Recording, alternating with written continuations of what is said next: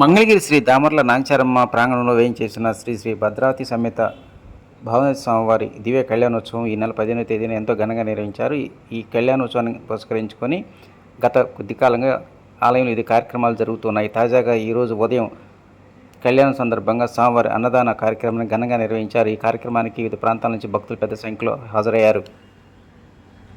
అనంతరం జరిగినటువంటి కార్యక్రమంలో ముఖ్య అతిథులుగా ఎమ్మెల్సీ మురళీ హనుమంతరావు, అదేవిధంగా AP medical infrastructure development corporation chairman Chilapalli శ్రీనివాసరావుతో పాటు పలువురు నాయకులు పాల్గొన్నారు.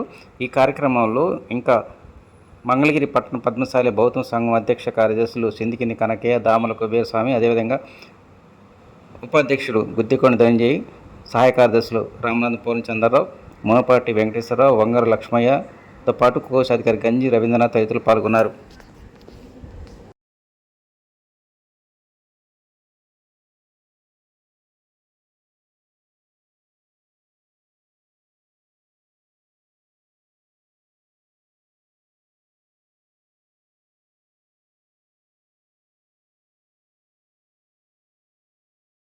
అక్కడ కూడా కార్యకలాపాలు నిర్వహించుకోవడానికి కళ్యాణ మండపం, తర్వాత అక్కడ భోజనాలు చేసుకోవడానికి కూడా అందుబాటులోకి తీసుకొచ్చే పరిస్థితి ఉంది.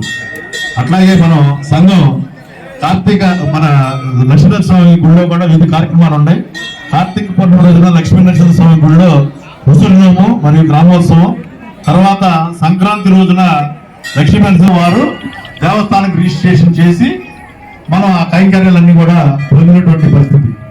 అట్లాగే మరి స్వామివారి పన్నవాహనం కూడా మరి ఈ టెంపుల్ మన ఎట్లా ఈ టెంపుల్ మనం ఇక్కడ కట్టుకుంటూ ఉంటే నిజంగా మన రాష్ట్రంలోనే ఎంతో విశాల ఆడవాళ్ళ అక్షంతర వేడి దాంట్లో చెప్పండి. మఖ్యం సహా కుటుంబాయ శుద్ధి